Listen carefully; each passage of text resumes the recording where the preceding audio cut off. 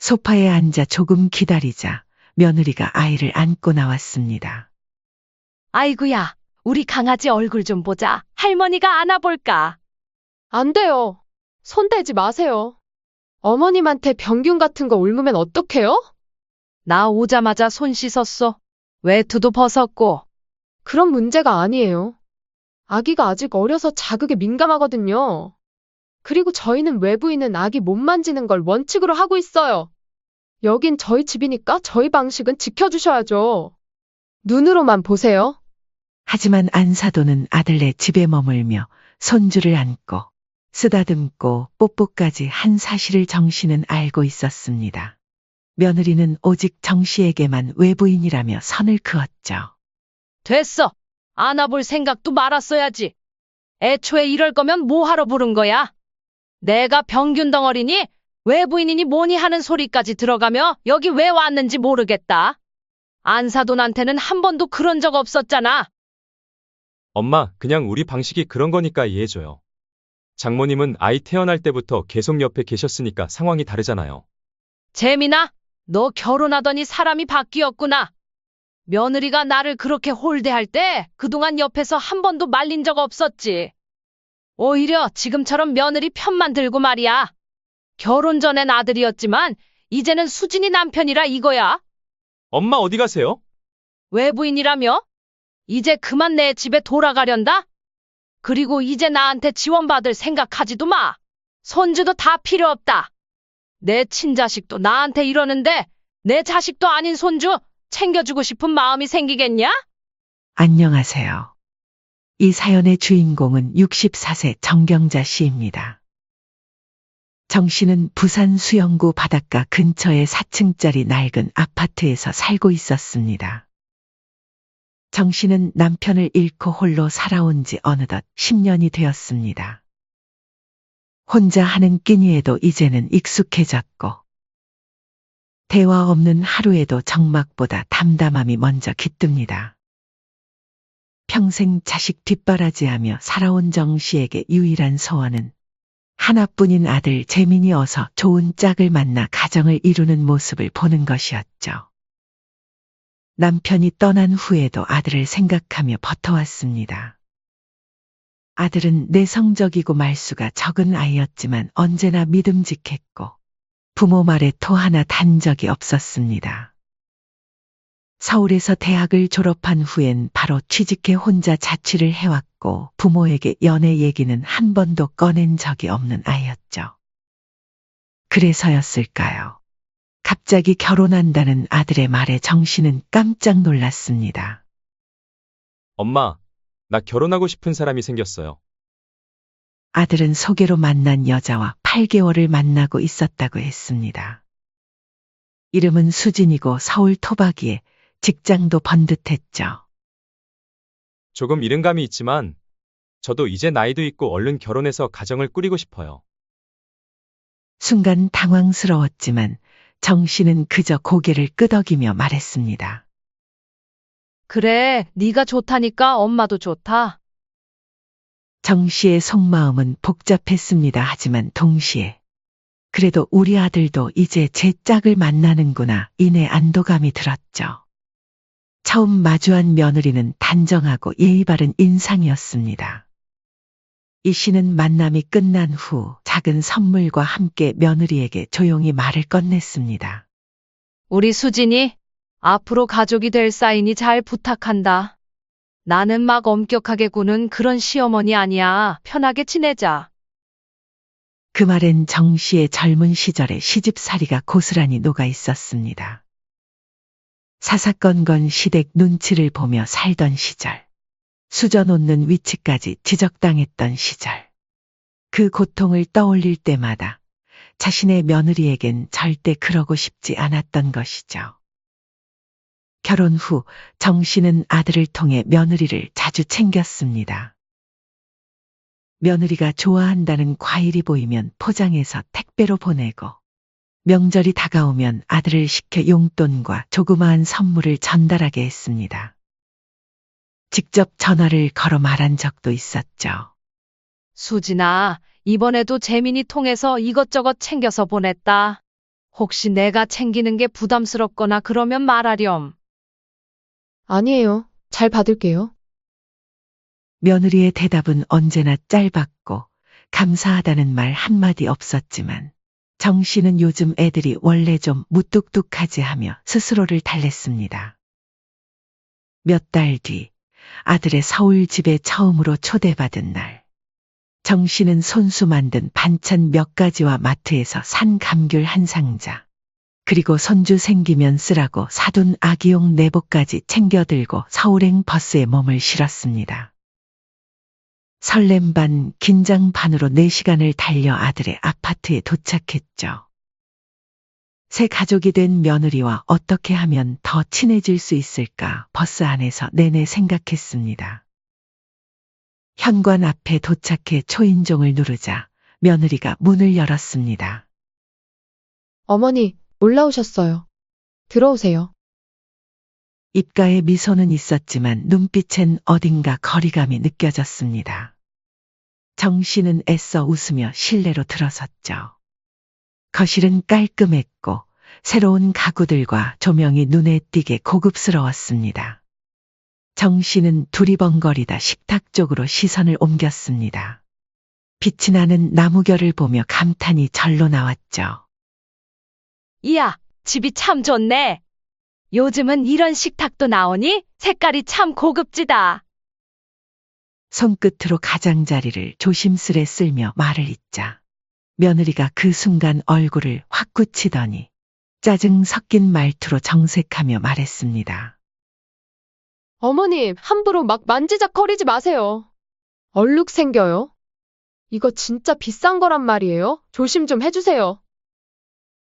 며느리의 목소리엔 날이 서 있었고 급기야 다가와서 정 씨의 손을 확 하고 밀쳐냈습니다. 며느리의 행동에 정 씨는 순간 손을 움찔하며 물러섰죠. 자신이 뭔가 큰 실수를 저지른 것처럼 느껴졌습니다. 아이고, 미안하다. 그냥 나무결이 참 예뻐서 만졌는데 내가 괜히 그랬네. 며느리는 아무 대꾸도 없이 고개만 툭 돌렸고 싸늘한 분위기에서 정 씨는 더 이상 아무 말도 꺼낼 수 없었습니다. 그 이후 대화는 거의 없었죠. 시어머니가 처음 집에 왔음에도 며느리는 차도 한 잔 나오는 법도 없었고 계속 휴대폰을 만지작거리거나 가끔 아들과 눈빛만 주고받았습니다. 정 씨는 아들과 눈을 마주치려 했지만 아들은 며느리 옆에 앉아서 정 씨의 시선을 피했습니다. 불편하게 앉아있던 와중에 40분쯤 지나자 며느리가 정 씨에게 말했습니다. 어머님, 시간이 많이 늦었네요. 늦게 가면 버스 없지 않아요? 저희 저녁 준비해야 돼서요. 어머님은 이제 슬슬 가보셔야죠? 정경자 씨는 순간 멍해졌습니다. 마치 쫓기듯 내보내는 듯한 말투였죠. 식사는커녕 차 한 잔도 대접받지 못한 채 몸을 일으키며 정 씨는 멋쩍게 말했습니다. 그래, 너희 바쁠 텐데 오래 있어봐야 민폐지. 현관으로 향하는 발걸음 뒤로 며느리는 인사도 제대로 하지 않은 채 조용히 부엌으로 들어갔습니다. 아들은 그저 멀뚱히 서 있다가 작은 목소리로 말했죠. 엄마, 조심히 들어가요. 그 목소리에는 미안함보다는 형식적인 인사에 가까운 무심함이 묻어 있었습니다. 정 씨는 더는 아무 말도 하지 않고 아들의 집을 떠났습니다. 돌아오는 버스 안에서 정 씨는 아들과 며느리에게 깊은 서운함을 느꼈습니다. 그날 밤 집에 도착하자마자 아들에게 전화를 걸었습니다. 망설이다가 꺼낸 말은 조심스러웠죠. 재민아, 수진이가 나를 좀 많이 불편해 하더라. 내가 뭐 실수라도 했니? 엄마, 수진이 원래 예민해요. 정리된 거 흐트러지면 싫어하는 성격이야. 결벽증이 있어서 집에 누구 오면 예민해져. 그래도 그렇게까지 할 필요는 없었잖아. 너도 옆에서 봤잖니? 내가 식탁 좀 만졌다고 소리를 빽 지르며 밀치질 않나? 그러니까 엄마는 왜 남의 집 물건을 만져? 조심했었어야지. 남의 집, 아들의 입에서 나온 그 단어가 정 씨의 가슴을 더 크게 울렸습니다. 그 집은 분명 아들이 사는 집이었습니다. 그런데 아들의 입에서 남의 집이라는 말이 나올 줄은 몰랐습니다. 재민아, 내가 결혼하고 아들네 처음 가서 식사 한 끼는커녕 차 한 잔도 대접 못 받고 그렇게 쫓겨나듯 왔는데 거기서도 네 마누라 편만 드니? 엄마 정말 서운하다. 하지만 아들의 대답은 싸늘했죠. 엄마, 우리가 일부러 그런 것도 아니고. 엄마도 좀 이해해줘요. 에휴, 됐다. 말을 말자. 시간이 흘러 결혼하고 처음으로 아들 집을 다녀온 지 한 달쯤 지났을 무렵 정 씨는 아들에게서 뜻밖의 전화를 받았습니다. 아들의 목소리는 조심스러웠지만 어딘가 들떠있는 듯했죠. 엄마, 수진이 임신했어요. 정 씨는 한순간 말을 잇지 못했습니다. 아, 나도 드디어 할머니가 되는구나. 가슴속 어딘가가 따뜻하게 부풀어 올랐습니다. 며느리에 대한 서운함이며 아들의 무심함도 잠시 잊혔죠. 정 씨는 목소리에 최대한 진심을 담아 말했습니다. 그래, 잘 됐다. 며느리 몸조리 잘하라 전해줘. 뭐 필요한 거 있으면 말하고. 며칠 후 정 씨는 며느리에게 전화를 걸었습니다. 정 씨가 먼저 물었죠. 혹시 필요한 거 있으면 부담 갖지 말고 얘기하렴. 임신 중엔 조심해야 하니까. 며느리는 망설이다가 이렇게 말했습니다. 어머니, 다른 건 다 괜찮은데 사실 가고 싶은 조리원이 있는데 비용이 좀 부담스러워서요. 혹시 어머님이 좀 도와주실 수 있을까요? 정 씨는 금액을 듣고 고민했지만 이내 결심한 듯 대답했습니다. 그럼 당연하지. 정확하게 얼마인지 문자로 보내놔라. 그 말이 끝나자마자 아들에게 전화를 걸어 바로 입금해줬습니다.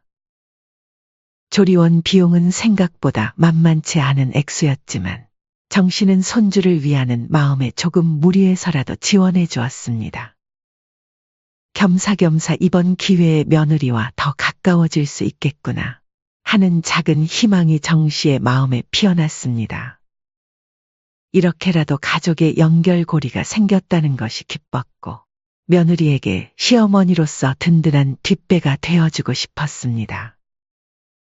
그러나 조리원 출산용 돈, 육아용품 등 정 씨의 열렬한 지원에도 불구하고 손주 윤우가 태어나고 몇 달이 지나도록 정 씨는 손주 얼굴 한 번을 못 봤습니다. 정 씨는 서운함에 전화로 아들을 붙잡고 물었죠. 윤우는 언제쯤 보러 갈 수 있니? 길게도 안 있을게. 우리 강아지 얼굴만이라도 좀 보고 싶구나. 엄마, 지금은 좀 힘들어. 수진이 아직 몸조리 중이라 신경이 많이 예민해요. 조금만 기다려줘. 조리원을 나오고 몇 달이나 더 지난 지금까지 몸조리 중이라는 며느리가 정 씨는 이해가 잘 안 갔지만 며느리의 몸 상태를 생각해 더 조르지 않았습니다. 기다려달라던 말은 그로부터 3달이 더 지나고도 여전히 그대로였습니다. 정 씨는 참으며 기다렸지만 마음 한 구석에는 의문이 자라고 있었습니다. 아들과 며느리는 왜 이렇게 오랫동안 손주를 보여주지 않는 걸까? 무슨 이유라도 따로 있는 건가? 하지만 어느 주말 오후 정 씨는 우연히 불편한 진실 하나를 알게 되었습니다. 그날은 정 씨가 아들에게 안부차 전화를 걸은 날이었죠. 재민아, 뭐해, 집이니?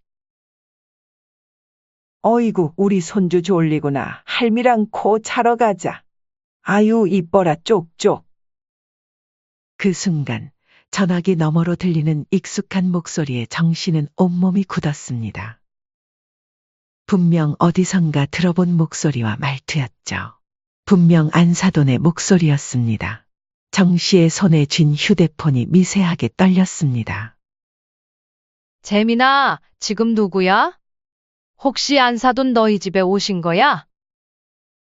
한참 뜸을 들이던 아들이 마지못해 사실을 털어놓았습니다. 응.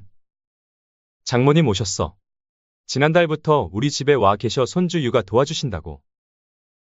나는 이 핑계 저 핑계 대며 아직 한 번도 못 본 손주를. 안사도는 매일 와서 보고 안고 계셨구나. 정 씨는 말끝이 흐렸지만 정 씨의 마음속엔 이미 생채기가 깊게 패였습니다. 자신에게는 몇 달이 넘도록 얼굴 한 번 보여주지 않던 손주를 안사도는 매일같이 보고 있었다는 사실이 가슴을 후벼 팠습니다. 미안, 엄마. 나중에 다시 전화할게. 아들은 급히 정 씨의 전화를 끊었습니다. 정 씨는 그 후 아들에게 다시 전화를 걸었지만 받지 않았죠. 결국 문자를 보냈습니다. 재민아, 엄마가 너희한테 뭐 잘못했니? 왜 안사돈한테만 손주를 보여주고 나한테는 안 보여주는 거야? 해도 너무한 거 아니야? 한참 후에야 돌아온 아들의 답장은 더 서운했습니다. 엄마, 아무래도 수진이한테는 장모님이 더 편하잖아요. 때 되면 손주 보여드릴게요. 보채지 좀 마세요. 그 후로 손주 윤우가 태어난 지 1년이 흘렀습니다. 손주의 돌이 다가올 즈음 갑작스럽게 며느리에게서 전화가 걸려왔습니다. 어머님, 저희 돌잔치는 안 하기로 했어요. 그냥 사진만 간단히 찍으려고요. 요즘 다들 간단히 하잖아요. 그래, 뭐 요즘은 그렇게들 하기도 하지. 돌잔치는 안 하지만 그래도 손주 돌인데 돌 선물은 해주실 거죠? 현금도 괜찮고요. 아니면 금반지도 좋아요. 며느리의 뻔뻔스러운 말에 정 씨는 순간 말문이 막혔습니다. 얘가 제정신인가? 1년이 넘도록 손주 얼굴 한번 제대로 못 봤는데 돌 선물은 보내달라고? 정 씨는 더 이상 참을 수 없었습니다. 수진아, 인간적으로 손주 얼굴은 한번 보여주고 그런 말 해야 하는 거 아니니? 나한테 보여주지도 않고 선물부터 챙기겠다는 건 좀 도둑놈 심보 같네. 며느리는 잠시 말을 잇지 못하더니 다소 뜸을 들인 후 대답했습니다. 그럼 시간 한번 내볼게요. 다음 주 주말에 시간 괜찮을 것 같아요. 정 씨는 돌 선물 받으려고 허락해주는 건가 하는 의문이 들었지만 그래도 드디어 손주를 볼 수 있다는 기대에 마음이 설레었습니다. 다음 주 주말이 되고 정 씨는 오랜만에 아들네 아파트로 발걸음을 옮겼습니다. 버스를 타고 선물 가방을 들고 손 씻는 알콜 티슈까지 챙겨가며 설레는 마음 반 긴장 반으로 집을 찾았습니다. 손주는 얼마나 자랐을지도 궁금했죠. 정 씨가 현관 앞에 서자 초인종을 누른 지 10초 만에 문이 열렸습니다. 며느리는 오랜만에 보는 시어머니를 반갑게 맞이해주기는 커녕 불편한 표정을 지으며 소리쳤습니다. 어머니, 오셨으면 손부터 씻고 들어오세요. 거기 오른쪽이 화장실이에요. 며느리는 차가운 말투로 화장실을 가리켰습니다. 이내 정 씨는 조용히 화장실로 향했습니다. 손을 씻고 겉옷을 벗은 후 조심조심 거실로 들어왔습니다. 소파에 앉아 조금 기다리자 며느리가 아이를 안고 나왔습니다. 작은 얼굴, 동그란 눈망울. 사진으로만 봤던 손주를 보자 반가움에 정 씨는 자리에서 조심히 일어나 팔을 벌렸습니다. 아이구야, 우리 강아지 얼굴 좀 보자. 할머니가 안아보자. 그러나 며느리는 몸을 돌려 아이를 품에 더 꼭 끌어안았습니다. 그리고 단호하게 말했죠. 안 돼요. 손 대지 마세요. 어머님한테 병균 같은 거 옮으면 어떡해요? 저희는 아기 만질 땐 샤워까지 하고 옷도 갈아입는 걸 원칙으로 하고 있어요. 정 씨는 잠시 얼어붙었습니다. 나 오자마자 손 씻었어. 외투도 벗었고. 그런 문제가 아니에요. 아기가 아직 어려서 자극에 민감하거든요. 그리고 어머님은 외부인이시잖아요. 여긴 저희 집이니까 저희 방식은 지켜주셔야죠. 순간 방 안의 공기가 차갑게 식었습니다. 며느리의 말 속엔 선을 긋는 느낌이 확실했습니다. 특히 외부인이라는 단어가 쿡 하고 정 씨의 가슴에 박혔습니다. 정 씨는 충격을 받고 겨우 의자에 앉아 조용히 숨을 골랐습니다. 눈앞에서 며느리가 아이 이마에 뽀뽀하는 걸 보며 그 장면이 자신에겐 허락되지 않는다는 사실이 참 서러웠죠. 문득 지난번 아들과 통화 중 들었던 안사돈의 목소리가 떠올랐습니다. 안사돈은 아들의 집에 머물며 아이를 안고 쓰다듬고 뽀뽀까지 하고 있었습니다. 낯설지도 어색하지도 않았습니다. 안사돈은 아들과 며느리의 집에 너무도 자연스럽게 녹아든 가족이었습니다. 하지만 정 씨는 손을 깨끗이 씻고 말도 조심히 하고 며느리가 시키는 대로 움직였는데도 불구하고 외부인 취급을 받았죠. 그 순간 정 씨는 깨달았습니다. 며느리에게 가족은 며느리의 친정만을 뜻하는 것이었고 자신은 가족이 아닌 단지 자신의 집에 잠깐 들른 외부인일 뿐이었다는 것을 말입니다. 정 씨는 그 사실이 뼛속까지 서러웠습니다. 자신이 준 조리원 비용으로 며느리는 회복했고 보낸 선물과 용돈으로 손주는 자랐지만 정작 자신은 그 손주를 안아볼 수조차 없는 사람이었습니다.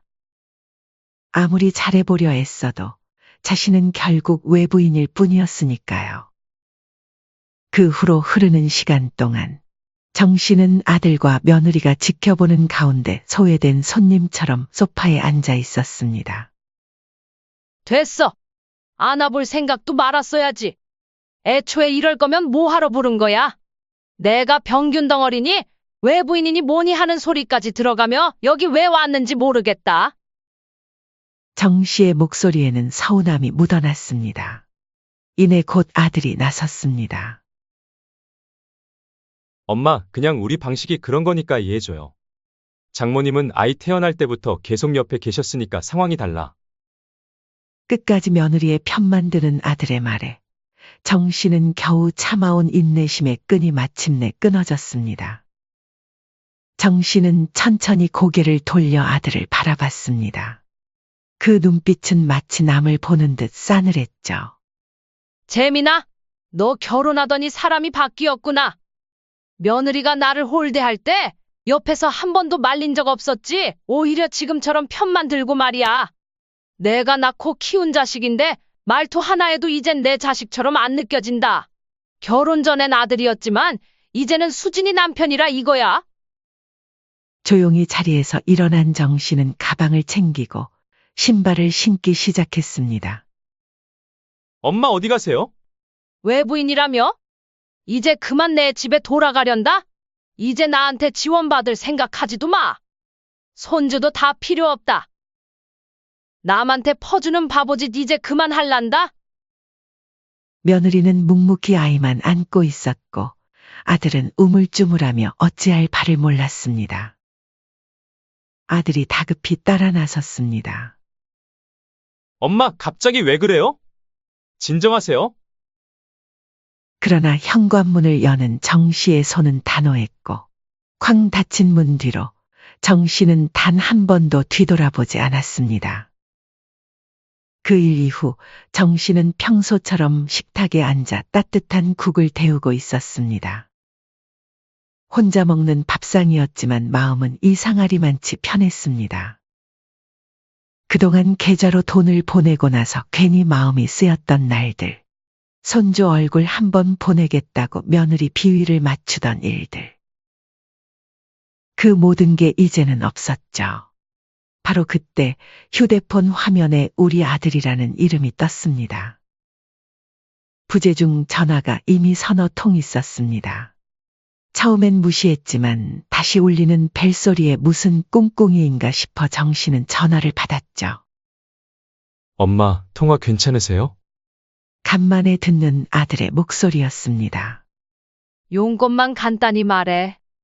전화를 건 아들의 목소리는 어딘가 조심스러웠고 잠시 머뭇거리다가 한숨을 내쉬며 말을 꺼냈습니다. 그게 아내 육아휴직이 끝나서 다음 달부터 다시 출근해야 하는데 장모님이 허리 디스크가 갑자기 심해지셔서 아이를 못 봐주시겠대요. 어린이집도 대기가 꽉 차서 당장 보낼 수도 없고, 엄마가 혹시 1년만, 아니 몇 달만이라도 도와주실 수 있을까 해서요. 정 씨는 그 말을 듣는 순간 실소가 터져 나왔습니다. 아들이 이제 와서 무슨 염치로 손주를 맡아 달라며 전화를 한 걸까요? 순간 정 씨의 머릿속에 여러 기억들이 스쳐 지나갔습니다. 손주 얼굴도 못 보면서 조리원 비용 보태주고 아기 옷 보내주고 100일의 용돈 보냈던 날들. 정 씨는 아들을 똑바로 쳐다보며 어이없다는 듯 말을 이었습니다. 너희가 그랬잖니? 나는 외부인이라고. 외부인은 애 만지면 안 되는 거 아니었어? 엄마, 그건 그때 아내가 예민해서 그랬던 거고, 지금은 아니야. 엄마 손주 좋아하시잖아요. 오셔서 마음껏 안고 예뻐해 주실 수 있어요. 참 수진이도 그날 일 반성 많이 했대요. 그 말과 동시에 며느리가 전화기를 바꿔들었습니다. 평소 같지 않게 비굴한 목소리였죠. 어머님, 그땐 정말 제가 철없었어요. 정신없고 첫아이라 너무 예민해져서 지금은 정말 마음 열고 아이도 친할머니랑 좋은 시간도 보냈으면 해서요. 정 씨는 피식 웃었습니다. 수진아, 그동안 내가 나한테 했던 일들 전부 까먹은 거야? 처음 집에 초대해서도 홀대하고, 손주 보러 가서도 병균 취급하면서 손도 못 대게 하고, 결정적으로 시댁이랑 친정이랑 차별했잖아. 난 아직도 그날 일들이 생생해. 그리고 너희 집에서 나올 때 속으로 다짐했어. 이젠 다시는 손주 때문에 자존심 꺾으며 아들 며느리 비위 안 맞추겠다고 말이야. 정 씨의 목소리는 나지막했지만 그 어느 때보다 단호했죠. 아들이 다시 전화를 바꿔 들었습니다. 엄마, 진짜 봐줄 사람이 없어요. 부탁이에요. 엄마밖에 없어요. 그래도 미우나 고우나 가족이잖아요. 정 씨는 아들의 입에서 나온 가족이라는 말에 쓴웃음을 지었습니다. 가족? 일 없을 때는 외부인이라더니 손 필요하니까 가족이야. 며느리가 다급하게 다시 전화를 받았습니다. 어머님, 진짜 부탁드릴게요. 제가 다 잘못했어요. 앞으로는 어머님 시키시는 거 다 따를게요. 맞아요, 엄마. 이번만 도와주시면 정말 잘할게요. 그 말을 들은 정 씨는 마지막 일침을 날렸습니다. 수진아, 내가 예전에 그랬지? 아기한테 병균 옮으면 어떡하냐고. 안심해라. 앞으로도 쭉 멀리 있을 거니까. 엄마, 정말로 안 도와주실 거예요? 정 씨는 천천히 고개를 끄덕였습니다. 그래. 안 도와줄 거야. 손주 핑계도 더는 소용없어. 내 친자식도 나한테 이러는데 막말로 내 자식도 아닌 손주 챙겨주고 싶은 마음이 생기겠니? 정 다 뗐다. 뚝. 전화를 끊으며 정 씨는 한숨을 내쉬었습니다. 그 한숨엔 슬픔도 후회도 미련도 없었습니다. 오히려 이상하게도 후련했습니다. 한동안 정 씨는 전화기를 내려놓고 그냥 앉아 있었습니다. 전화가 온 후로도 아들과 며느리는 계속해서 문자와 전화 폭탄을 날려댔습니다. 하지만 정 씨는 한 번도 응답하지 않았죠. 정 씨는 그날 이후 단 한 번도 아들네 집을 찾지 않았습니다. 전화도 메시지도 어떤 연락도 먼저 하지 않았죠. 예전엔 뭔가 일이 생기면 제일 먼저 손 내밀던 사람이었지만 지금은 그 손을 거두는 법을 배우고 있었습니다. 냉장고를 반찬으로 가득 채우던 날들, 손주가 좋아하겠다며 고른 옷이며 장난감도 모두 멈췄죠. 더는 아들 집에서 종노릇하는 자신이 아니었습니다. 반면 아들과 며느리의 삶은 예전과 달라졌습니다. 처음에는 잘 지내는 듯 보였지만 몇 달이 지나자 정 씨는 동네 지인을 통해 슬며시 흘러나오는 소문을 듣게 되었습니다. 정신의 며느리 애 보느라 피골이 상접했더라. 얼굴이 반쪽이더라니까. 그리고 요즘 정씨 아들은 밤마다 대리운전도 뛰는 것 같던데 돈이 많이 궁한가 봐. 며느리는 결국 회사에 복직하지 못하고 퇴사를 했습니다. 처음엔 육아에 전념하고 싶어서라고 했지만 사실은 아이 돌봐줄 사람이 없어 어쩔 수 없는 선택이었죠. 그렇게 어렵게 들어간 회사였는데 눈물을 삼키고 사직서를 냈다는 이야기가 돌았습니다. 처음엔 괜찮다고 했지만 몇 달이 지나자 얼굴이 반쪽이 되었다고 했습니다. 예전과 달리 혼자서 아이를 돌보다 보니 밥도 제대로 못 먹고 밤에는 통잠 한 번 자지 못해 머리숱은 눈에 띄게 줄어 늘 피곤에 찌든 얼굴로 생활했습니다. 아들 역시 상황이 좋지 않았습니다. 맞벌이를 전제로 살림을 꾸렸기에 수입이 반으로 줄자 바로 타격이 왔죠. 아들은 지출은 늘어나자 결국 투잡을 뛰기 시작했습니다. 낮엔 회사를 다니고 저녁과 주말이면 피곤한 얼굴로 대리운전을 뛰었습니다. 그런데 설상가상으로 집주인이 갑자기 전세자금을 올리겠다고 통보한 것입니다. 아들 부부는 급하게 큰 돈을 마련하거나 아니면 더 작고 좁은 집으로 이사를 해야 하는 상황이 되었죠. 아들은 급히 전화에 항의했습니다. 아니, 사장님, 갑자기 전세금을 이렇게 많이 올리시면 어떡해요? 저희 애도 태어난 지 얼마 안 되었고, 지금 집 상황도 안 좋은 거 뻔히 아시면서. 그 말에 집주인은 단호하게 받아쳤습니다.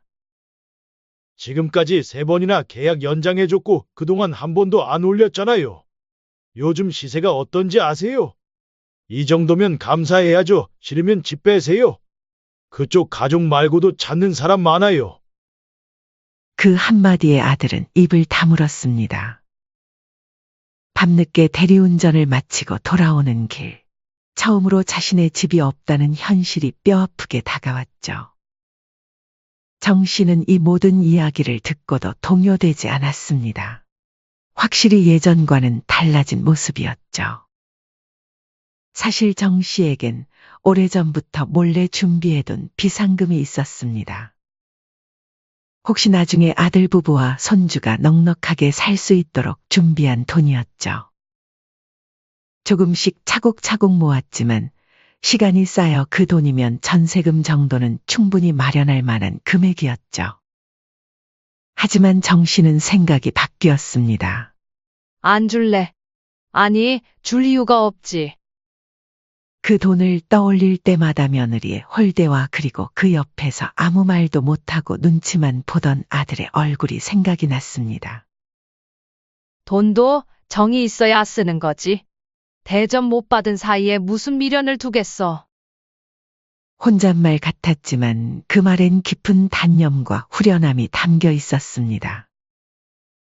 정 씨는 그렇게 생각하며 자신이 그동안 얼마나 좋은 시어머니가 되기 위해 애썼는지, 슬프지만 그렇게 애쓰고 노력한 것들이 모두 의미가 없는 행동이었음을 스스로 인정했습니다.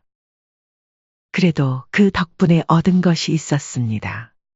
더 이상 누굴 챙기느라 내 시간을 쏟지 않아도 되고, 누가 고마워하지 않는 수고를 반복하지 않아도 되었습니다. 그날 저녁, 정 씨는 자신을 위해 딱 먹을 만큼만 밥을 지었습니다. 작은 그릇에 반찬을 조금 담고 상을 차렸죠. 누구 눈치도 보지 않고 누구를 위해 준비하지도 않는 저녁이었습니다. 자식한테 종살이하며 욕먹고 살 바엔 자식 하나 없다 치고 마음 편히 사는 게 낫지. 손주도 결국 내 자식도 아니고 미련 가질 필요 하나 없어. 그냥 나만 잘 챙기고 살면 돼. 정 씨는 그렇게 말하며 호쾌하게 웃었습니다. 정 씨는 아들과 며느리를 냉대하지는 않았지만 가까이 하지도 않았습니다. 적절한 거리를 유지하며 관계를 이어갔죠. 정 씨는 이제 아들과 며느리에게 무조건적인 헌신을 하지 않습니다. 정 씨는 잠시 창밖을 바라봤습니다. 창문 너머로 부는 바람이 유난히 상쾌했습니다. 그저 평범한 봄날 오후였지만 지금의 자신에겐 참 귀한 평온이었죠. 그녀는 더 이상 누구의 엄마, 누구의 할머니가 아니었습니다. 이제는 오롯이 정경자, 자신의 삶을 제 뜻대로 살아가는 사람이 되었습니다. 사연은 여기까지였습니다. 구독, 좋아요, 댓글은 영상 제작에 큰 힘이 됩니다. 일주일 후 아들 부부에게 내용 증명이 발송되었습니다. 30일 이내 퇴거 요청이라는 문구를 보자 곧바로 흥분된 목소리로 전화를 걸어왔습니다. 어머니, 이게 무슨 짓이에요? 당장 취소하세요. 아니, 취소 못한다. 이제 그 집에서 나가거라. 어머님, 한 번만 용서해 주세요. 앞으로는 잘할게요. 앞으로는 잘한다고. 됐다. 내가 뭐 너네한테 남들만큼 잘하는 거 바란 줄 알아? 수술하고 힘들 때 옆에 있어주고 검진 받으러 와서 하룻밤 재워달란 거 그게 그렇게 어려웠냐? 아무리 그래도 엄마가 자식한테 어떻게 그래요? 제가 얼마나 효도했는데? 효도는 개뿔. 병원에 얼굴 한번 비추지도 않고 그게 네가 아는 효도냐? 그건 와이프가. 이제 나도 더 이상 이제 너희한테 아쉬울 것 없다. 빨리 짐 빼렴. 저희가 갈 데가 어디 있다고 나가라는 거예요. 응, 그건 내가 상관할 일은 아니지. 갈 곳 없으면 너가 말한 찜질방이나 근처 호텔 가보는 건 어떠니? 안녕하세요. 사연의 주인공은 65세 임막순 할머님이십니다. 임씨 할머니는 첫 결혼해서 얻은 아들 영훈을 홀로 키우며 살아오셨습니다. 28배 이른 나이에 남편과 사별한 후 젊은 나이에 미망인이 된 임씨 할머니는 하늘이 무너지는 것 같은 슬픔을 겪으셨습니다. 영훈아, 엄마가 너만큼은 꼭 잘 키울게. 약속할게. 아픔을 달래거나 슬퍼할 시간도 없이 임씨 할머니는 2살배기 아들을 위해 강인하게 살아가기로 결심하셨습니다. 식당 일도 하고 장사도 하며 아들을 키우셨지만 그 시대의 젊은 여자 혼자서 아이를 키우는 삶은 생각보다 더 고단했습니다. 막순 씨, 힘들게 혼자 키우지 말고 좋은 인연 한번 만나보는 게 어때요? 주변 지인들의 걱정 어린 권유가 이어졌고 결국 35의 나이에 중매로 현재의 남편을 만나게 되었습니다. 다행히도 남편은 자식이 없는 상태였고 아들 영훈이를 친아들처럼 받아들여 주었습니다. 특히 남편은 영훈이가 이복 형제로 인해 어린 마음에 상처받을까 염려했고 임씨 할머니의 제안에 따라 자녀를 갖지 않기로 결정했습니다. 나도 우리 아이를 낳고 싶지만 영훈이가 상처받지 않게 하는 게 먼저예요. 우리 셋이서 충분히 행복하게 살아봅시다. 남편의 따뜻한 배려와 헌신 덕분에 임씨 할머니는 조금씩 마음의 안정을 되찾으셨습니다. 가난한 형편 속에서도 아들의 미래를 위해 모든 것을 바치셨고 아들의 학업과 성장을 위해 희생하셨습니다. 어릴 적 아들은 효심이 깊고 애교가 많은 아이였습니다. 어느 날 밤 일을 마치고 돌아온 임씨 할머니의 어깨를 주물러주며 아들이 말했습니다. 엄마, 내가 크면 엄마 고생 안 하게 해줄게요. 우리 아들? 그냥 바르게만 자라다오. 그게 엄마한텐 효도야. 하지만 대학에 진학하고 나서부터 아들의 모습이 조금씩 달라지기 시작했습니다. 학교 친구들과 어울리면서 영훈이는 점점 물질적인 것들에 관심을 보이기 시작했습니다. 명품 가방을 메고 다니는 친구들을 부러워했고 주말마다 이어지는 모임에 빠지지 않으려 용돈을 더 달라고 조르기 시작했습니다. 아들이 어느 날 퉁명스럽게 말했습니다. 엄마, 이번에는 진짜 필요해서 그래요. 친구들이랑 약속 있는데 못 나가면 어떡해요? 임씨 할머니는 아들의 변화를 눈치채셨지만 공부하느라 스트레스 받아서 그럴 거야라며 스스로를 위로하셨습니다. 대학 졸업 후 아들은 취업에 성공했습니다. 그러던 중 아들이 소개팅으로 며느리를 만났고 결혼을 준비하게 되었죠.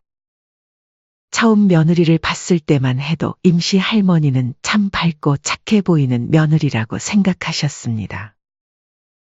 하지만 결혼을 준비하는 과정에서 미묘한 불안감이 들기 시작했습니다. 어머니, 신혼집은 서울로 알아보고 있어요.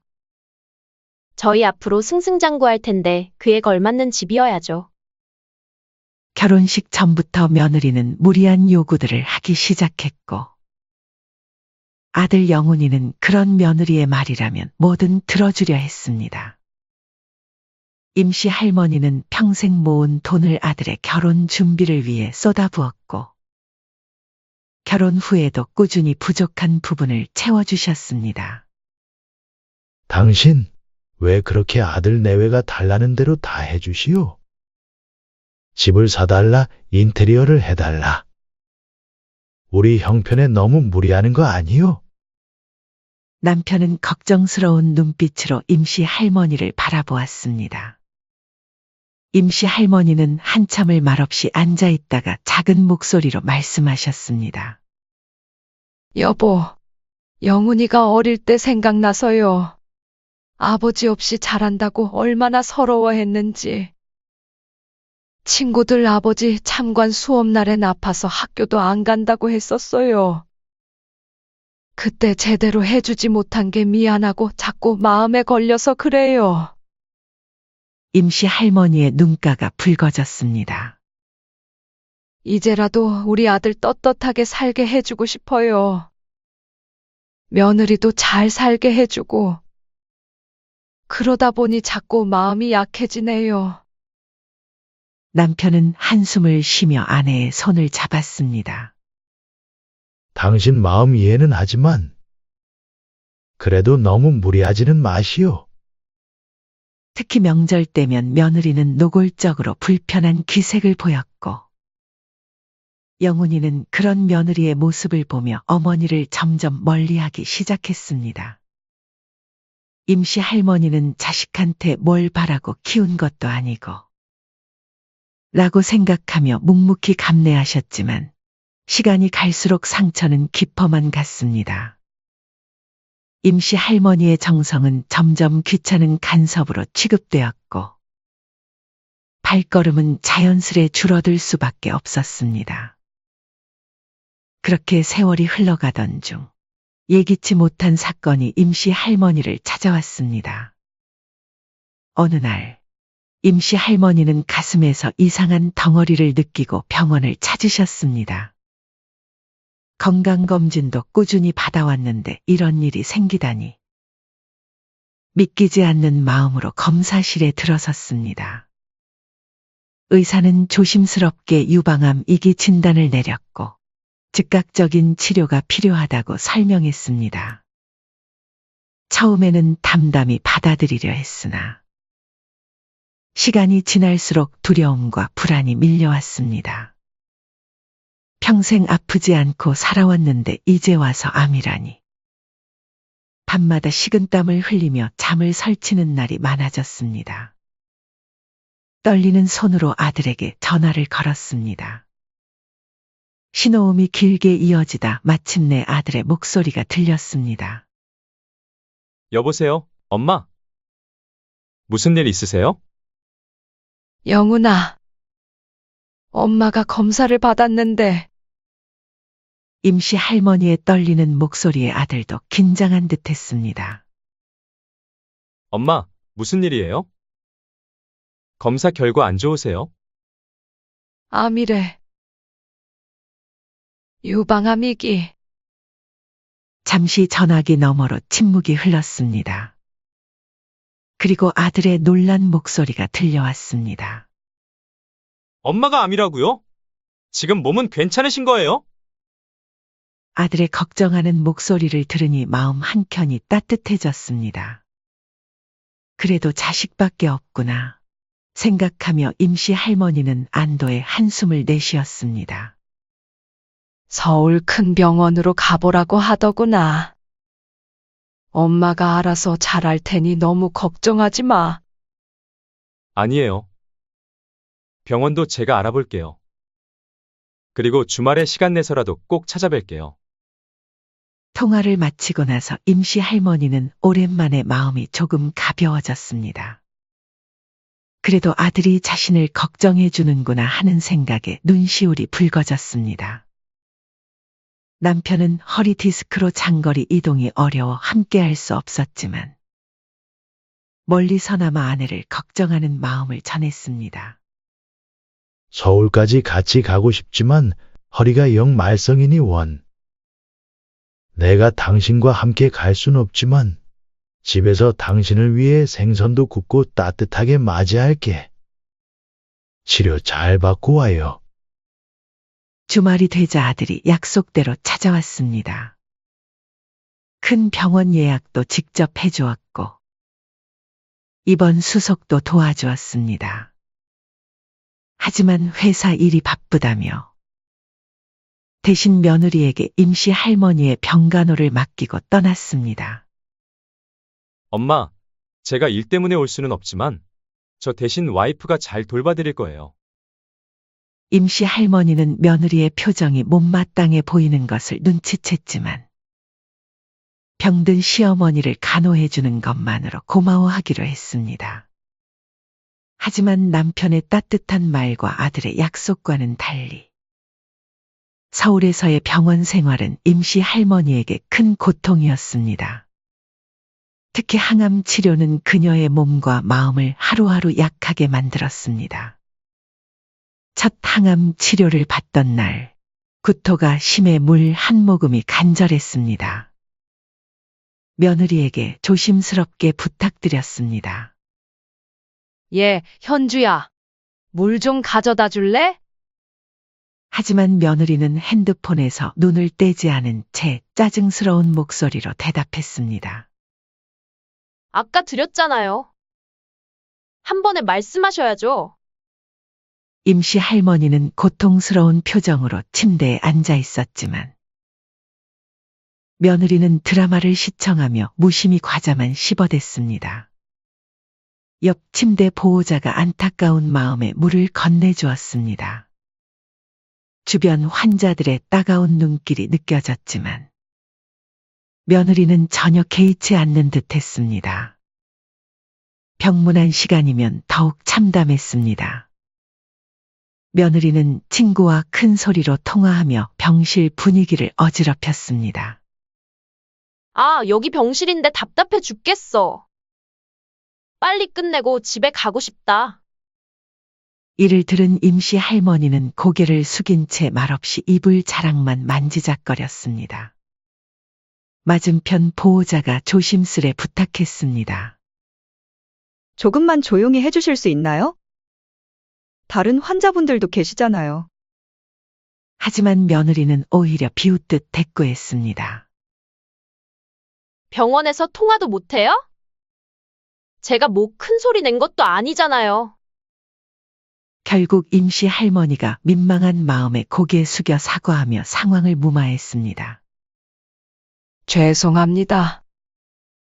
저희가 조용히 하도록 하겠습니다. 가슴 한켠이 무너져 내리는 것 같았지만 며느리의 태도는 나아질 기미가 보이지 않았습니다. 오히려 날이 갈수록 더 심해지기만 할 뿐이었죠. 어머니, 저 오늘은 일찍 들어가 봐야 할 것 같아요. 친구들이랑 약속이 있어서요. 그래. 조심히 가거라. 매일 이런 핑계로 병실을 비우며 병간호를 소홀히 하는 며느리를 보며 임시 할머니는 아들과의 통화에서 전부 말하고 싶은 마음이 굴뚝 같았습니다. 엄마, 치료는 받을만 하세요? 제가 못 가서 미안해요. 아니다.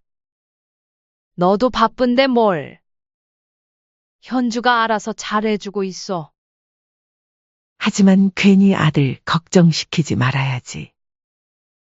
내가 이런 말 해봤자 아들이랑 며느리 이간질 시키는 거 밖에 더 되겠어. 하는 생각에 행동으로 옮기지는 않았습니다. 임시 할머니를 더욱 서글프게 하는 건 주변 환자들과 보호자들의 모습이었습니다. 옆 침대의 할머니는 딸이 매일 퇴근 후 들러 어깨를 주물러주며 오늘 하루는 어땠는지 살뜰히 물었고, 맞은편 침대의 환자는 손주가 직접 그린 그림을 자랑스레 벽에 붙여두었습니다. 반면 임시 할머니는 며느리의 무심한 태도와 아들의 긴 부재 속에서 외롭게 치료를 받아야 했습니다. 창밖으로 쓰러져가는 노을을 바라보며 임시 할머니는 조용히 눈물을 훔치셨습니다. 가족이라는 이름이 이토록 공허하게 느껴진 적은 없었습니다. 암 치료만 끝나면 더 이상 이런 서러운 일은 없을 것이라며 자신을 위로했습니다. 다행히 수술은 성공적으로 끝났습니다. 의사는 경과가 좋다며 앞으로는 정기적인 검진만 잘 받으면 된다고 했습니다. 하지만 수술 부위가 완전히 아물지 않은 상태라 의사는 무리하지 말라고 신신당부했습니다. 하지만 서울까지 오가야 하는 검진이 임시 할머니에겐 또 다른 시련이었습니다. 검진날, 임시 할머니는 아들의 집에서 하룻밤을 묵으려 했습니다. 아픈 몸을 이끌고 먼 길을 왔는데 하루쯤은 쉬었다 가고 싶었습니다. 하지만 아들의 아파트 앞에 도착했을 때 집에는 아무도 없었습니다. 임시 할머니는 아들 집 현관 비밀번호도 몰라 들어갈 수도 없었습니다. 하지만 수술한 지 얼마 되지 않은 몸으로 1시간 넘게 서 있자니 다리가 후들거리기 시작했습니다. 떨리는 손으로 아들에게 전화를 걸었습니다. 영훈아, 병원에서 치료 끝났는데 너희 집에서 하룻밤만 묵고 가면 안 될까? 어머니, 검진 끝나고 내려가시는 거 아니었어요? 곤란한데 우선 아내한테 물어볼게요. 잠시 후 며느리와 통화가 연결되었습니다. 어머님, 비밀번호는 좀 곤란할 것 같아요. 요즘은 개인정보가 중요하잖아요. 제가 좀 이따 집에 갈 테니까 그때 열어드릴게요. 그때까지 여기서 기다리라고. 네? 어쩔 수 없잖아요. 아니면 다음에 오시든가요. 임시 할머니는 말문이 막혔습니다. 수술 부위가 욱신거리고 다리는 후들거렸지만 달리 방법이 없었습니다. 추운 바람을 맞으며 앉았다 섰다를 반복하는 동안 지나가는 이웃들의 궁금한 시선이 따가웠습니다. 거의 2시간이 지나서야 며느리가 나타났습니다. 어머님, 오래 기다리셨죠? 제가 일이 좀 있어서. 집 안으로 들어서자 며느리의 태도는 더욱 차가워졌습니다. 어머님, 저희 집이 좁아서 창고방에라도 주무셔야 할 것 같네요. 며느리가 가리킨 곳은 집 안 작은 창고방이었습니다. 빨래하다 남은 세제 냄새와 곰팡이 냄새가 뒤섞인 좁은 공간이었습니다. 설마 나보고 여기에서 자라고? 어머님, 갑자기 찾아오셔서 저희도 방이 없어요. 그리고 애들 공부도 해야 하는데 방해되시잖아요. 임시 할머니는 서운한 마음에 퇴근하고 돌아온 아들을 따로 불러 이야기했습니다. 하지만 돌아오는 아들의 대답은 더욱 차가웠습니다. 어머니, 저희 아내 불편해하지 않게 배려 좀 해주세요. 아픈 거 이해하는데 저희도 사정이 있잖아요. 그래도 나도 수술한 지 얼마 안 됐는데. 어머니, 제발 그만하세요. 아내가 그때 병간호도 해줬잖아요. 그리고 자식한테 너무 바라시는 거 아니에요? 임시 할머니는 아들의 말에 가슴이 철렁 내려앉았습니다. 평생 자식 뒷바라지하며 살아온 세월이 주마등처럼 스쳐 지나갔습니다. 알았다. 미안하구나. 떨리는 목소리로 방으로 들어온 임시 할머니는 창고방 바닥에 이불을 폈습니다. 수술 자국이 아직 아물지도 않았는데 찬바닥에 눕자 통증이 더욱 심해졌습니다. 한밤중 잠을 이루지 못하고 있을 때였습니다. 방 밖에서 아들과 며느리의 대화가 들려왔습니다. 여보, 어머님 언제 가실 거예요? 이러다 계속 우리 집에 오시면 어떡해요? 걱정 마. 내가 내일 잘 얘기할게. 빨리요. 오늘 재워드린 것만 해도 감지덕지 하셔야 하는데. 자꾸 이런 식이면 나도 곤란해요. 어머니가 여기 계시면 애들 교육에도 안 좋다고요. 알았어. 내일 병원은 동네로 옮기시라고 할게. 그래요, 이제 그만 끊어내요.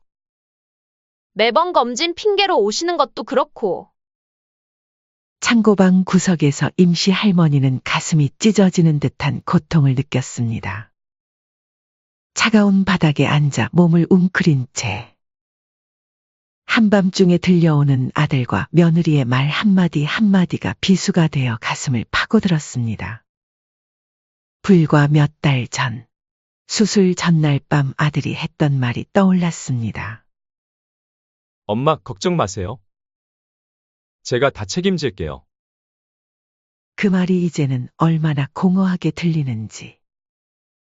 임시 할머니는 이불을 꽉 움켜쥐었습니다. 그렇게 뼈저린 밤이 지나고 새벽녘이 되자 임시 할머니는 조용히 짐을 쌌습니다. 더 이상 이곳에 있을 수 없다는 생각뿐이었습니다. 창고방에서의 그날 밤 이후 임시 할머니는 무거운 발걸음으로 집으로 돌아왔습니다. 현관문을 열자 남편이 걱정스러운 얼굴로 달려나왔습니다. 아내의 핏기 없는 얼굴과 흐트러진 모습에 가슴이 철렁 내려앉았습니다. 당신 무슨 일 있었어? 얼굴이 왜 이리 창백하오? 임시 할머니는 그동안 참았던 눈물을 터뜨리며 그날 밤 있었던 일을 모두 털어놓았습니다. 문 앞에서 2시간 넘게 서 있었던 일, 차디찬 창고방에서 밤을 보낸 일, 아들과 며느리가 나눈 차가운 대화까지. 남편의 얼굴이 점점 붉어졌습니다. 평소 온화하기만 하던 남편의 주먹이 부들부들 떨렸습니다. 여보, 사실 내가 지금까지 영훈이한테 강하게 말 한마디 제대로 못한 게 친자식이 아니라서였소. 혹시라도 내가 편견으로 대하는 건 아닐까 늘 조심스러웠는데 이제는 참을 수가 없네. 남편은 와들와들 떨리는 손으로 전화기를 들었습니다. 이 못된 녀석 내가 한마디 해야겠어. 여보, 아니요, 이번만큼은 내가 나서야지. 내 비록 친아버지는 아니지만 30년을 함께 살았고 그동안 친자식처럼 키웠는데 남편은 아들에게 전화를 걸었습니다. 처음으로 목소리를 높여 꾸짖었습니다. 이 막대 먹은 놈. 내가 어떻게 어머니를 그렇게 대할 수 있느냐. 창고방이라니. 네 어머니 수술한 지 얼마나 됐다고 큰일이라도 나면 어쩌려고 그래. 아버지, 그게 입 다물어. 우리가 너를 30년을 넘게 키워줬다. 그동안 너한테 한 번이라도 뭐라 한 적 있더냐? 근데 이게 사람이 할 짓이냐? 전화기 너머로 아들의 당황한 목소리가 들렸습니다. 하지만 남편은 멈추지 않았습니다. 그리고 어머니가 널 위해 얼마나 희생하셨는지 알아? 너 때문에 또 다른 자식도 안 낳으시고 평생 너 하나만 바라보고 사셨다. 아버지. 아버지라고 부르지도 마. 개놈의 자식. 이럴 거면 연 끊어. 우리한테 뭐 바라지도 말어. 임시 할머니는 남편의 모습을 보며 마음속에서 무언가가 달라지는 것을 느꼈습니다. 그동안 참고 견뎌온 것들이 한순간에 무너져 내렸습니다. 여보, 이제 됐어요. 이제 나도 달라져야 할 것 같아요. 나도 더 이상 자식에게 기대하지 않을래요. 이제 우리 둘만 의지하고 살아요. 임시 할머니의 눈가에 맺혔던 눈물이 거치고 대신 단단한 결의가 깃들었습니다. 여보, 내일 당장 변호사를 만나러 가요. 다음 날 부부는 유명한 변호사 사무실을 찾았습니다. 변호사는 서류를 꼼꼼히 검토한 후 고개를 끄덕였습니다. 네. 아드님 댁의 소유권이 어머님 명의로 되어 있고, 증여 계약서도 아직 작성하지 않으셨다고요? 이건 명백한 소유권 침해입니다. 게다가 환자 방치와 학대의 정황도 있으니 퇴거 요청은 충분히 가능합니다. 임시 할머니의 눈빛이 달라졌습니다. 변호사님, 시작해 주세요. 이제는 제 인생을 찾고 싶습니다. 일주일 후 아들 내외에게 내용 증명이 발송되었습니다. 30일 이내 퇴거 요청이라는 문구를 본 아들은 곧바로 흥분된 목소리로 전화를 걸어왔습니다. 어머니! 이게 무슨 짓이에요? 당장 취소하세요. 아니, 취소 못한다. 이제 그 집에서 나가거라. 엄마가 자식한테 어떻게 그러실 수 있어요? 제가 얼마나 효도했는데? 임시 할머니의 목소리가 차가워졌습니다. 효도는 개뿔. 내가 무슨 효도를 했니? 병원에 얼굴 한번 비추지도 않고 수술한 어미를 창고방에 재우고 이게 네가 아는 효도냐? 그건 와이프가. 이제 와서 내 아내 핑계 대지 마라. 너희 둘 다 똑같아.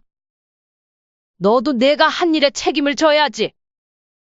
며느리도 달려와 울먹이며 애원했습니다. 어머님, 저희가 잘못했어요. 한 번만 용서해 주세요. 앞으로는 잘할게요. 임시 할머니는 비웃듯 말했습니다. 앞으로는 잘한다고. 됐다. 내가 뭐 너네한테 남들만큼 잘하는 거 바란 줄 알아? 수술하고 힘들 때 옆에 있어주고 검진 받으러 와서 하룻밤 재워달란 거 그게 그렇게 어려웠니? 임시 할머니는 이제 당당했습니다. 이제 나도 이제 너한테 미안한 거 더 이상 없다. 이제 우리도 우리 인생 살란다? 며느리가 울먹이며 말했습니다.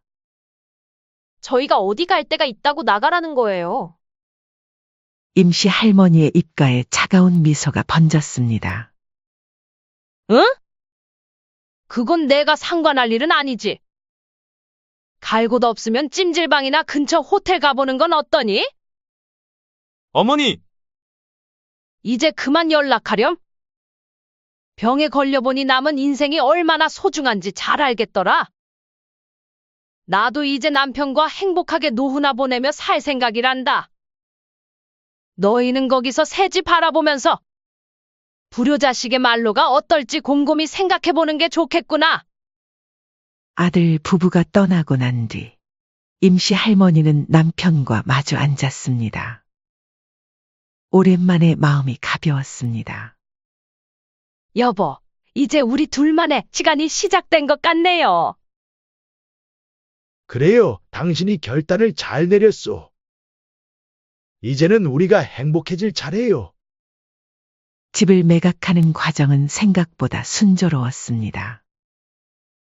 좋은 위치에 있는 아파트였기에 매매가도 높았습니다. 아들 부부는 한동안 연락을 시도했지만 임시 할머니는 더 이상 흔들리지 않았습니다. 결국 아들 내외는 30일 안에 집을 비워야 했습니다. 하지만 이것이 끝이 아니었습니다. 며느리의 비상식적인 행동과 환자 방치 사실이 병원 커뮤니티에 알려지면서 누군가 며느리의 회사 게시판에도 이 사실을 올렸고 며느리가 다니던 의료기기 회사에서도 문제가 되었습니다. 고객의 건강을 책임지는 회사에 항암 치료 중인 시어머니를 방치한 직원은 더 이상 필요 없습니다. 라며 노인 학대와 관련된 불미스러운 소문이 퍼지자 결국 며느리는 회사를 그만둘 수밖에 없었습니다. 아들의 상황도 아들도 순탄치 않았습니다. 어머니를 모신 방법이 알려지자 거래처에서도 하나, 둘 등을 돌리기 시작했습니다. 자기 어머니도 그렇게 대하는 사람과는 거래하고 싶지 않습니다. 결국 아들은 승진은커녕 해고를 당했고 며느리와의 관계도 틀어지기 시작했습니다. 거기에 어머니를 창고방에 재웠다는 이야기가 아파트 주민들 사이에 퍼지면서 그동안 쌓아온 체면이 순식간에 무너져 내렸습니다. 이웃들의 손가락질과 수군거림 속에서 아들 부부는 결국 다른 지역으로 이사를 가야 했습니다. 한편 임씨 할머니 부부는 매각 대금으로 조용한 동네에 아파트를 마련했습니다. 옥상에 작은 텃밭도 있어 상추도 기르고 방울토마토도 심었습니다. 남편은 퇴직금으로 장만한 낚싯대를 들고 근처 저수지로 낚시를 다니기 시작했고 임씨 할머니는 동네 문화센터에서 그림 교실을 다니기 시작했습니다. 여보, 내가 그린 그림 어때요? 와, 벌써 이렇게 잘 그리네요. 우리 집 거실에 걸어두면 딱 좋겠어. 가장 기쁜 소식은 얼마 전 정기 검진에서 들은 의사의 말이었습니다. 항암 치료가 잘 듣고 있어요. 이대로만 가면 완치도 기대해 볼 수 있겠네요. 임씨 할머니는 매일 아침 텃밭에 나가 채소들을 돌보며 생각합니다. 이제야 진짜 내 인생을 살고 있는 것 같네요. 남편은 아내의 어깨를 감싸며 말했습니다. 우리 이제 시작이요. 앞으로 더 행복한 일들이 많을 거요. 이제 임씨 할머니의 하루는 평화롭습니다. 더 이상 구속도 미안함도 없습니다. 아침에는 텃밭을 가꾸고 오후에는 그림을 그리고 저녁에는 남편과 산책을 합니다. 가끔 동네 할머니들과 모여 차도 마시고 웃음꽃도 피웁니다. 이제 와서 생각해보니 그동안은 내가 나를 사랑하지 않았던 것 같아요. 하지만 이제는 달라요. 나를 위한 삶을 살아가는 게 이렇게 행복한 거였네요. 임씨 할머니의 일기장 마지막 페이지에는 이런 글이 적혀 있습니다. 자식은 이제 남보다 조금 더 가까운 사람일 뿐이다. 하지만 나는 이제 진정한 나의 삶을 살고 있다. 더 이상의 후회도 미련도 없다. 이제 나는 자유롭다. 이제 임씨 할머니의 인생에는 봄날이 찾아왔습니다.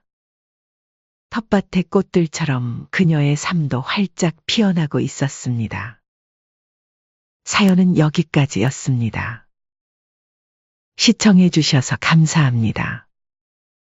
구독, 좋아요, 댓글은 영상 제작에 큰 힘이 됩니다.